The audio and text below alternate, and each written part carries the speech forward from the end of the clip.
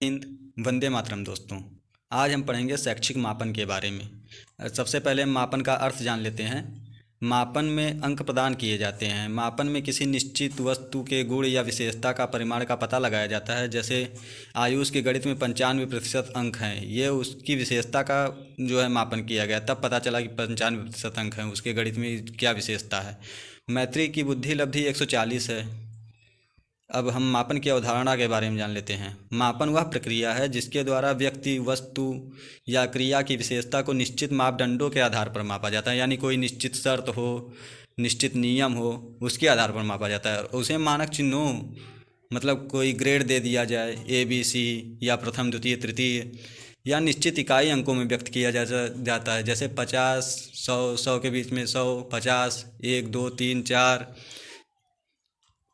आदि। अब मापन की परिभाषाएं जान लेते हैं स्टीवेंस के अनुसार। कहीं कहीं स्टीवेंस भी पढ़ा जाता है, तो कंफ्यूज ना हो, दोनों एक ही नाम है। और ये बहुत इंपॉर्टेंट है। किन्हीं निश्चित स्वीकृत नियमों के अनुसार पदार्थों को अंक पर या संख्या प्रदान करने की प्रक्रिया ही मापन कहलाती है, ये स्टीवेंस महोदय ने कहा है। अब रास महोदय के अनुसार क्या है? मापन एक परिमाणीकरण की प्रक्रिया है। JP गिलफोर्ड के अनुसार अब जान लेते हैं। निश्चित नियमों के अनुसार वस्तुओं या घटनाओं को अंक प्रदान करना ही मापन है। JP गिलफोर्ड और स्टीवेंस के अनुसार लगभग जो है इनकी जो परिभाषाएं दी हैं, ये परिभाषाएं एक दूसरे से मेल खाती हैं। अब हम मापन के अंग के बारे में जान लेते हैं। कहीं कहीं इसे को तत्व भी बोला जाता है। ये 3 होते हैं। पहला, वस्तु या प्राणी, वह वस्तु या प्राणी जिसकी विशेषता का मापन करना होता है। जैसे अगर आयुष की विशेषता का मापन करना हो तो आयुष जो है इसका पहला तत्व हो जाएगा।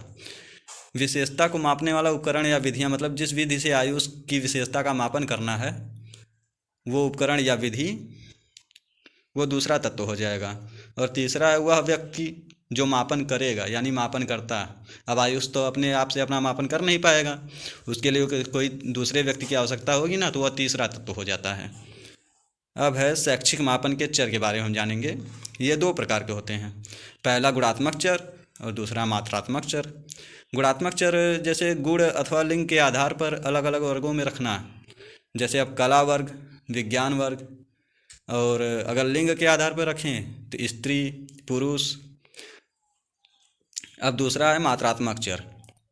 व्यक्ति अथवा वस्तु में उपस्थित गुण या विशेषता की मात्रा को मापन करना होता है। जैसे अब गर्वांश की लंबाई 5 फुट 6 इंच है, इसमें इसकी उपस्थित गुण है, ये 5 फुट 6 इंच इसका उपस्थित गुण है।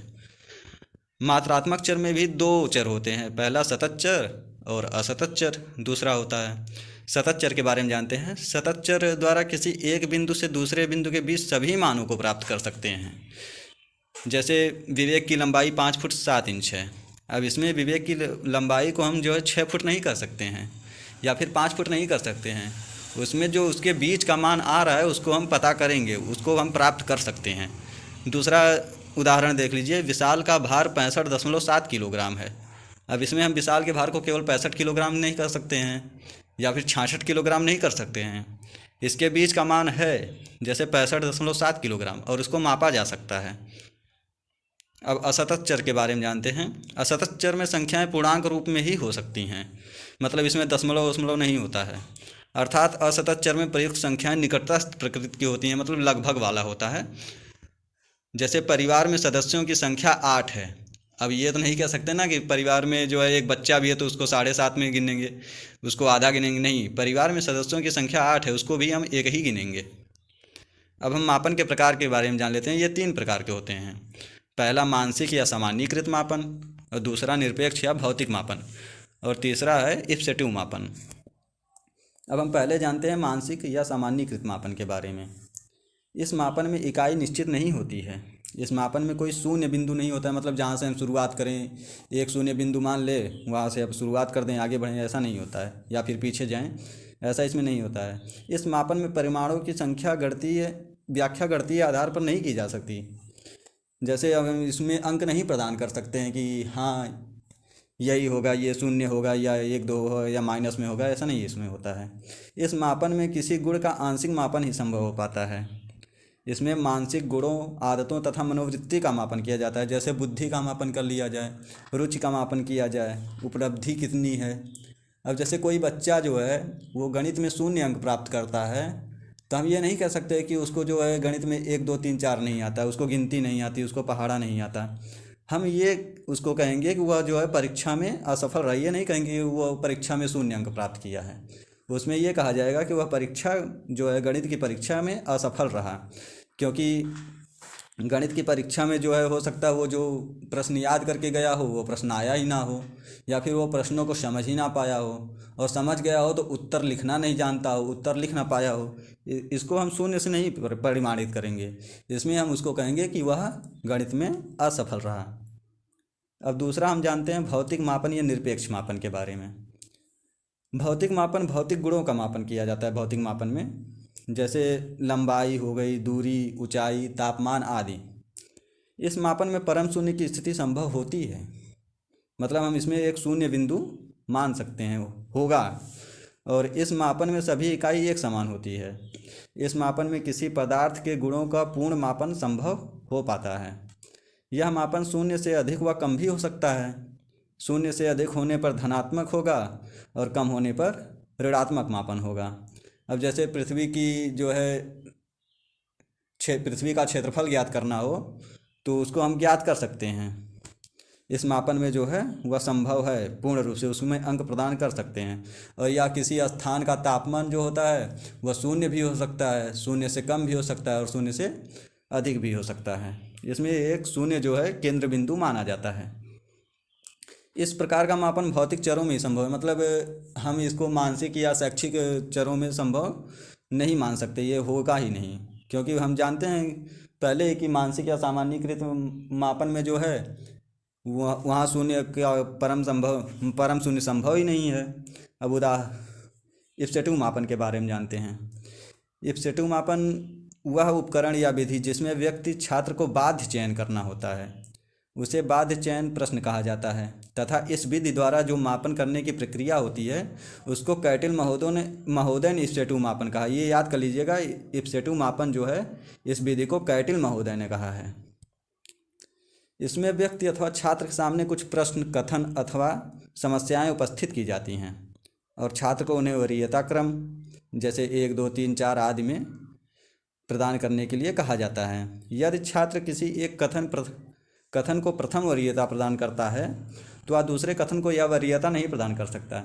अब इसको हम अभी एक कहानी के माध्यम से आपको समझाते हैं कि एक जगह पर जो है एक महिला को खड़ा किया गया और उसको कहा गया कि आप आइए, आगे बोर्ड पर अपने पसंदीदा लोगों के नाम लिख दीजिए। तो वह महिला बहुत उत्साहित होकर के जो गई वहाँ पर बोर्ड के सामने और अपने माता पिता, भाई बहन, सास ससुर, अपने पति का और अपने बच्चों का नाम लिख दिया। अब उससे कहा गया कि आप इसमें से 2 नामों को काट दिए, तो वह असमंजस में पड़ गई। अब 2 नामों को काट दिया जाए तो उसमें जो है इसको बाध्य किया जा रहा है। अब उसने 2 नामों को काट दिया, अपने माता पिता को कहा वो बूढ़े हो गए हैं, जो है आगे रहेंगे भी नहीं, बाकी लोग हमारे साथ तो रहेंगे। अब फिर उससे कहा गया कि आप फिर 2 नामों को काट दीजिए, तो उसने कहा मेरी शादी हो ही गई है, अब वैसे भी मायका जो है दूसरा घर हो जाता है, तो उसने जो अपने भाई बहन का नाम काट दिया। अब फिर उससे कहा गया 2 नाम काट दीजिए, तब वह 2 नाम कैसे काटे, तो उसने अपने सास ससुर के नाम काट दिए कि अब वो भी बूढ़े हो गए हैं, वो भी 2 4 साल बाद हमको छोड़कर चले ही जाएंगे, हमको अपने बच्चों और पति के साथ रहना है। तब उससे कहा गया कि अब भी 2 नाम काट दीजिए। तो अब वो क्या करे, अब तो वह रोने लगी और रोते रोते अपने बच्चों का नाम काट दिया। उससे पूछा गया आप ऐसा क्यों की, तो वो बोली कि बच्चे जब बड़े हो जाएंगे, कमाने लायक हो जाएंगे, तो क्या भरोसा को हमको अपने साथ रखें या ना रखें, लेकिन हमारा पति तो हमेशा मेरे साथ रहेगा। तो इसमें वो अपने पति को जो है प्रथम वरीयता 1 अंक प्रदान कर दी। यही जो है इप्सेटिव मापन कहलाता है। इसी मापन को हम इप्सेटिव मापन कहते हैं। अब हम मापन के प्रतीक के बारे में जान लेते हैं। किसी वस्तु अथवा गुण का मापन किसी इकाई के रूप में व्यक्त करते हैं।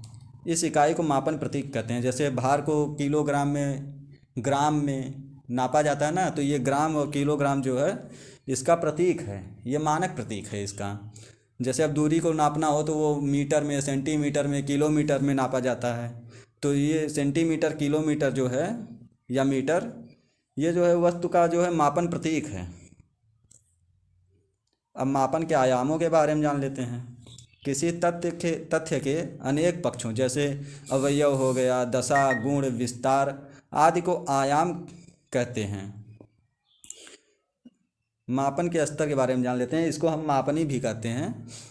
मापन की यथार्थता के आधार पर स्टीवेंस ने मापन के 4 स्तर बताए और कुछ जो है वैज्ञानिकों ने इसे जो है मापनी भी कहा है।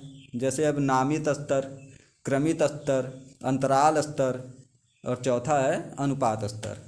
अब हम जानते हैं नामित स्तर के बारे में। इसको शाब्दिक या वर्गीकरण मापनी भी कहते हैं। इसमें व्यक्तियों या वस्तुओं को किसी विशेषता के आधार पर वर्गीकृत किया जाता है। जैसे बच्चों को, विद्यालय में बच्चों को लिंग के आधार पर जब वर्गीकृत किया जाता है तो लड़के और लड़कियों को समूह में बांट दिया जाता है। कोई खेल हो या कक्षा में बैठाना हो तो लड़के और लड़कियों को लिंग के आधार पर वर्गीकृत कर करके एक एक समूह बना दिया जाता है और उसी हिसाब से खेल खिलाए जाते हैं। दूसरा है क्रमित स्तर। इसमें व्यक्तियों अथवा वस्तुओं को उनके गुणों के मात्रा के आधार पर उच्चतम या निम्नतम क्रम में व्यवस्थित किया जाता है।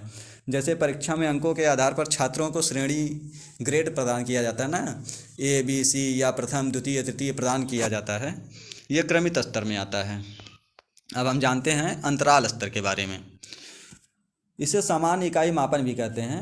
इसमें वस्तुओं या वर्गों के मध्य की दूरी को अंकों के माध्यम से ज्ञात कर सकते हैं। जैसे अब थर्मामीटर में होता है 101 से या नहीं 191 से 108 तक के उसमें गिनतियाँ दी गई होती है, सेंटीग्रेड दिए गए होते हैं। तो उसमें जो है 97 से 98 के बीच में जितनी दूरी रहेगी उतनी ही दूरी 107 से 108 के बीच होगी। अब हम जानते हैं चौथा अनुपात स्तर के बारे में।